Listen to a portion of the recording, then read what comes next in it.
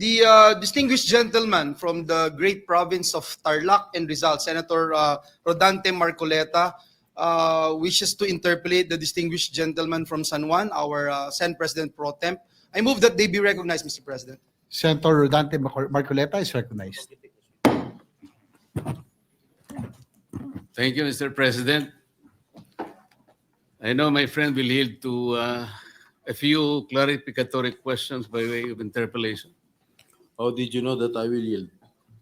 Wala ka namang choice eh. Gladly, Mr. President, I feel honored and Mr. President, I want to know if the Honorable Senator is also aware of several falling bridges before this bridge subject matter of his speech. I am not fully aware of any bridge that has collapsed. May I... But here, I just my staff just gave me a list of the bridges that had collapsed in October 28, 2024.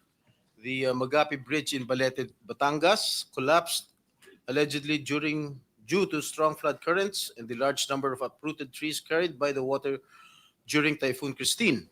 And the Bantilan Bridge, a 30-meter concrete span connecting Batangas and Quezon, allegedly collapsed on October 29, 2022, allegedly due to raging river currents and floods.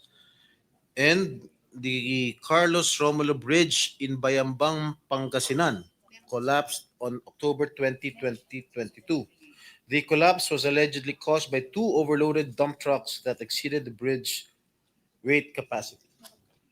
And the Borja Bridge collapsed on June 16, 2022. This was allegedly caused by a 12-wheeler dump truck that exceeded the bridge's weight limit. And the Loay Clarin Bridge, I think this is in Bohol, which spans the famous Lobok River. And this resulted in 4 fatalities and 18 injuries.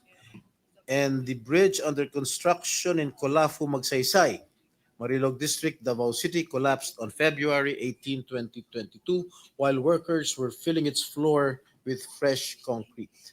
And lastly, the steel bridge collapsed in Barangay San Isidro, Mahayhay, Laguna on January 29, 2022. That's all, Mr. Chair. So, Mr. President, I think the Honorable Senator will agree that we're fast becoming a country of falling bridges. I agree with you, my good friend, Senator Marcoleta. In regard to this bridge in Isabela, subject matter of your speech, Mr. President, wala bang weighing scale or weighing station or weighing facility na itinalaga ang local government or national government para sa ganon yung lahat ng dadaan ng mga behikulo? Kasi, Mr. President, alam naman natin na Isabela ay agricultural economy. It consists something like 29.8% agriculture products at 25% industry. Kaya kinakailangan po siguro merong taga-timbang sa lahat ng mga truck na dadaan. Napakasimple naman sigurong problema ito. Bakit wala man lang nakaisip na maglagay po ng isang timbangan doon para sa mga sasakyan na dadaan? Sa aking pagkakalam po, Ginoong Pangulo, ay wala pong weighing bridge na nakalagay po rin sa Kabagan Santa Maria Bridge. Kaya siguro bigla na lang pumasok itong overloaded na truck na nag-weigh ng 89.63 metric tons. Kaya po bumagsak. Overweight to ng 43 metric tons. Kaya siguro bigla hong bumagsak ang tulay ng Kabagan na Santa Maria Bridge, Ginoong Pangulo. Binanggit po ninyo sa inyong speech, Mr. President, Your Honor, na isa sa nakadidismaya matapos ito'y maimbestigahan sa pangunguna ng ating kasama, Senator Alan Peter Cayetano, ay nabahala po kayo na malinaw na may kawalan ng pananagutan mula sa mga taong responsable sa pagpapatupad ng proyektong ito. Tama po ba yung aking narinig? Tama po kayo, Ginoong Pangulo. Ibig bang sabihin po ay hindi natukoy ng investigasyon ng ating kasamahan ang mga responsabling tao na mayroong kasalanan dito sa bagay na ito? Ginoong Pangulo, ang sa pagkakalam ko, fact-finding lamang po ang ginawa ng Yun nga po. DPWH. Dahil At wala fact-finding- pong mga pangalan na binanggit. Ngayon, kung ako po itatanong ninyo kung sino-sino po ang magiging responsable, sasabihin ko po sa inyo kung sino-sino po itong mga ito. Salamat po, Mr. President, Your Honor, kasi po meron kayong binanggit dito na 2 assistant secretary ng DPWH sa panahon na ginagawa ang proyektong ito na nakatalaga sa Region 3 o Region 2 at 3 undersecretaries naman ang malinaw na meron ding control sa budget at supervision sa panahon na ito'y ginagawa. Tama po ba? Tama po kayo, Ginoong Pangulo. Para po malaman ng ating kapulungan, maaari po bang sabihin natin kung sino po itong mga taong tinutukoy po ninyo, Mr. President, Your Honor? Maraming salamat, Ginoong Pangulo. Nagtanong na rin po kayo kung sino-sino po itong mga tao. Hindi ko nabanggit sa aking privilege speech.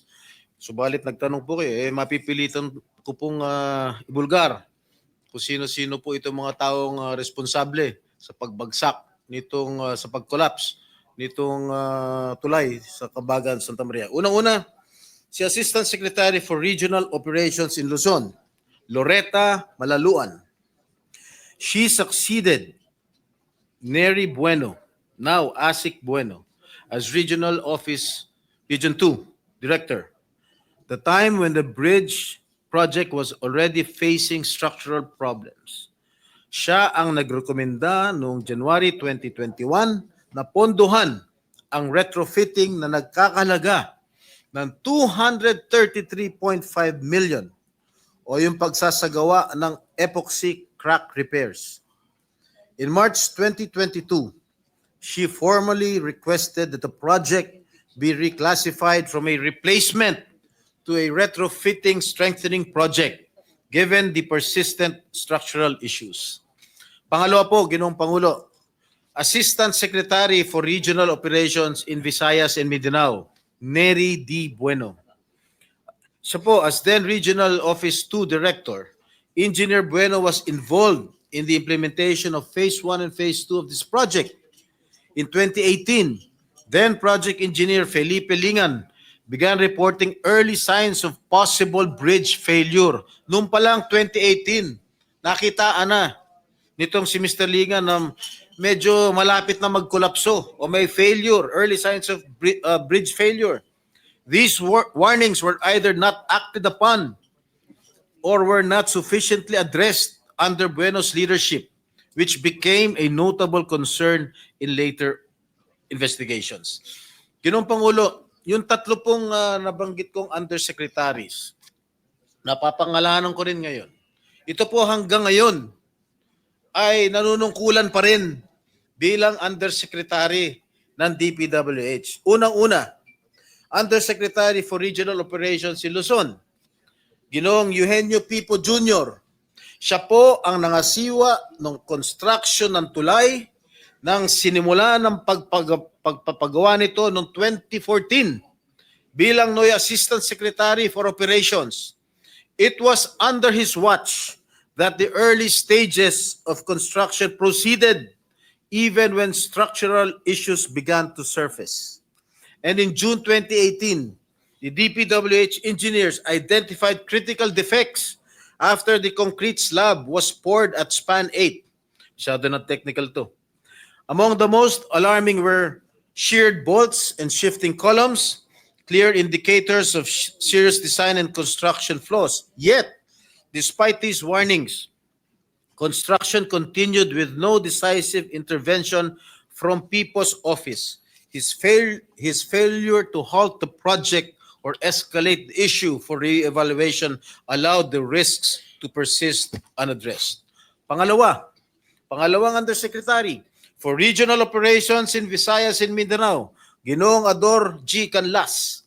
Siya po ay Assistant Secretary for Regional Operations in the Cordillera, Regions 1, 2, 9 at 13 noong taon 2022.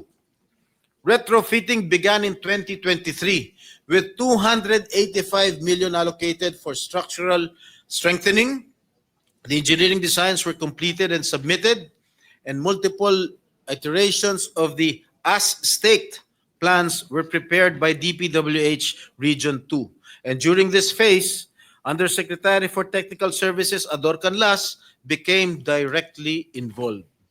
He approved key engineering plans on December 19, 2023, and later a revised retrofitting plan on May 22, 2024. These approvals were crucial in authorizing the construction activities intended to stabilize the bridge. And lastly, Mr. President, Undersecretary for Planning Service and Public-Private Partnership Service, Maria Catalina Cabral. Ang kanyang opisina ang nag-aproba para pondohan ang isinagawang kontrobersyal na retrofitting ng tulay na dapat ang kontraktor ang gumastos dahil nasa ilalim ng warranty period. Dahil dito, gumastos pa ang ating gobyerno ng karagdagan na 400 million pesos. Ang halagang ito ay 50% ng original contract price ng tulay, Ginoong Pangulo. Yun lang po, Ginoong Pangulo.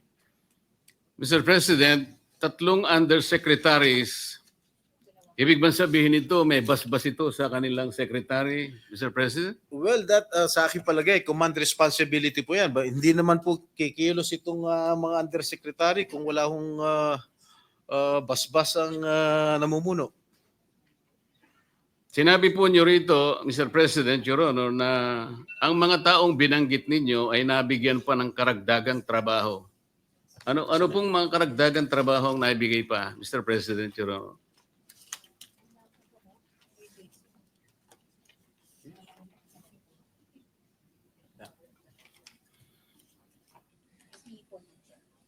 Habang binabasa po ninyo yan, karagdagan siguro impormasyon, Mr. President, mayroon po akong nabasang isang parang briefing na dalawa po sa binanggit yung undersecretaries parang nagkaroon po ng pagbabago, atas ng panibagong katungkulan, nagmula mismo sa tanggapan ng DPWH. Tama po kaya yun? Tama po Mr. kayo, President, Your Honor? Tama po kayo, Ginoong Pangulo.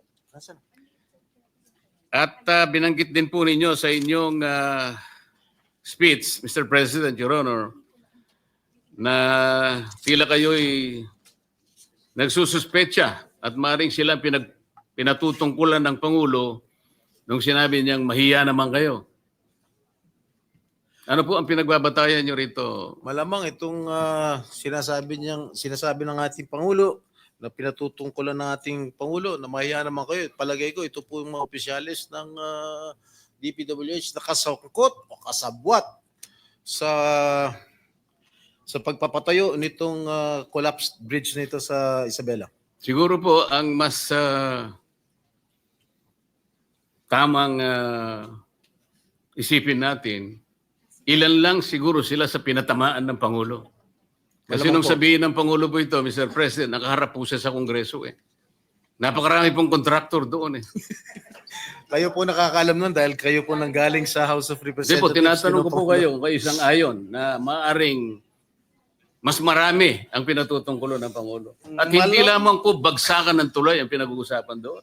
Mr. President, Hindi Your po Honor. ako makakasagot niyan sapagkat hindi po Bakit ako naman po hindi kayo makakasagot? hindi po ako Napakasimple lang nanggaling po ng tanong ko sa inyo. sa House of Representatives. Kayo po ang nanggaling sa House of Representatives. Malamang kayo po nakakaalam kung marami po ang pinatutungkulan ng ating Pangulo, Ginoong Pangulo. Talagang marami, ako po sinasabi ko sa inyo, marami pong contractor doon. Ang tanong ko lang kung kayo'y sumasang-ayon sa aking pananaw. Ay yes, sumasang-ayon po ako sa inyo. Ayun. Kung kayo po ay naniniwala, maniniwala rin po ako. Mr. President, Your Honor, di ba pangkaraniwan pagka meron po tayong itinatayong isang infrastructure, lalong-lalo na po yung mga vertical infrastructure. Malimit po nating nakikita, nakatabi po yung meron pong parang banner yung, anong tawag doon? Yung COA. Merong billboard po ang COA. Billboard. Na kung saan nakalagay yung ilang mga detalye, pangalan ng proyekto, Minsan po pangalan po ng politiko nandun. yung halaga ng proyekto, yung description hanggang saan, di ba? Yung Opo. contractor kung sino yon. Pero nananatili lang na isang billboard. At hindi naman nagkakaroon ng updated report ang COA kung ilan porsyento na halimbawa after a while ang natatapos. Nananatili lang isang billboard na akala mo nagbabantay sa project. Tama po kayo. Kaya ako po tinatanong ito, Mr. President, nangyari po ito sa Misamis Occidental. Nagtayo ng isang irregular na proyekto. Sa pondong-pondo pa lang, Mr. President, saan ka nakakita ng isang housing project ang pondo manggagaling sa DPWH? So nung tanungin ko po yung auditor, sapagkat sila naman dapat nakabantay sa lahat ng proyekto, alam mo ba ako ito na nanggaling sa... Hindi po. Alam mo ba rin ba ako na yung titulo na pinagtayuan ng project na yan ay hindi pag-aari ng syudad? Hindi rin po. Wala ba kayo akong pakialam? Dahil kayo po ang security guard ng pera ng gobyerno. Nakikialam po. Kailan po kayo makikialam? Pagka po tapos na ang project. Akala ko baka ako ang COA ay merong preventive measures, action. Ibig mo sabihin ka ako pag natapos ang project, natapos na po talaga ang project, ngunit ang titulo po ay pag-aari ng mga pribadong mga mamamayan. Nang tanungin ko po siya, sino ang may-ari ng project? Wala pong maisagot. Ngayon po, itong ang inyong privilege speech, Mr. President, Your Honor, ay salamin lamang ng isang napakalaking anomalya na nagaganap sa ating bansa. At salamat po sapagkat kahit na ito po ay isa lamang sa mga bagay na maaaring makapagbigay po ng alalahanin sa ating mga mamayan sapagkat ito ay pera ng bayan, lalong-lalo na po yung binabanggit ninyong mga opisyal ng pamahalaan na parang kasangkot pa sa mga pangyayaring ito, na maaaring ang pwesto po nila ay nagpalipat-lipat sa ilang mga lugar sapagkat ito pong mga listahan ng mga bumagsak na tulay. Kung makikita po niyo yung tatlo sa binanggit niyo sa Luzon po eh. Sa Makatwid po, ulit-ulit po ito. Parang napakasama pong pagsasalamin. Kagaya po ng ginawa ninyo, sabi niyo, ito pa naman ay isang symbol of strength and connectivity. Parang nasira po yung simbolo na yun, Mr. President, Your Honor. Ano po ang iniisip po ninyong gawin, Mr. President, Your Honor? Sana po ay maimbestigahan po itong sa lalong madaling panahon. Inimbestigahan na po ng ating kasama. Dito po sa inyong committee, sa Blue Ribbon Committee, sapagkat ang involved dito ay mga opisyalis ng ating gobyerno. Lalong-lalo po of course, sa DPWH. At masagot ko lang po yung inyong katanungan kanina dun sa mga undersecretaries na nabigyan pa ng karagdagang trabaho. Kung kumari lang po, Ginoong Pangulo. Base sa mga department orders namin nakuha, na-promote pa ho si Engineer Loretta Maluan from Regional Director in Regional Office 2 to Assistant Secretary for Regional Operations in Luzon. Si Nery Bueno po ay dating Regional Director din sa Region 2 at na-promote bilang Assistant Secretary for Regional Operations in Visayas and Mindanao. At si Eugenio P. po ay dating ASIC lamang bago naging Undersecretary. Ganun din po si Yusek Ador Canlas. Salamat po sa impormasyon, Mr. President, Your Honor. Meron po kayong binanggit na retrofitting. Ang ibig po nyo sabihin, Mr. President, Your Honor, ito pong tulay ng Kabagan na ito ay maliban po sa ito'y ginastusan ng pamahalaan, yung retrofitting ginastusan pa rin po ng ating pamahalaan. Opo, ginastusan pa rin po ng ating pamahalaan. Pagkatapos po ng 2 gastusan, ito po ay bumagsak. 3 gastusan, hindi lang 2. Tatlo nga po. Ang retrofitting po, ang ibig sabihin po ng retrofitting, para sa pagkakalam ko, hindi po ako inhinyero, no? Sa pagkakalam ko, is to strengthen the structure, Ginoong Pangulo. Pero, gastusan na ng gobyerno ang retrofitting, bumagsak pa rin after so many weeks. Kaya, nakakagulat at gumastos pa ho ng 400 million ang ating gobyerno for the retrofitting cost, Ginoong Pangulo. Babagsak po talaga yung Dapat po, sa aking palagay, dapat po ang contractor po ang dapat mag-shoulder ng expenses ng retrofitting, hindi po ang gobyerno. So 3 beses pong gumasta ang pamahalaan, Mr. President. Opo. At bumagsak. At bumagsak ang pa tulay. rin. So 3 beses pong nasampal ang Pilipino. Tama po kayo. Salamat po, Mr. President. Maraming Thank you, salamat Your po. Honor. Majority Leader. Thank you, Mr. President. Before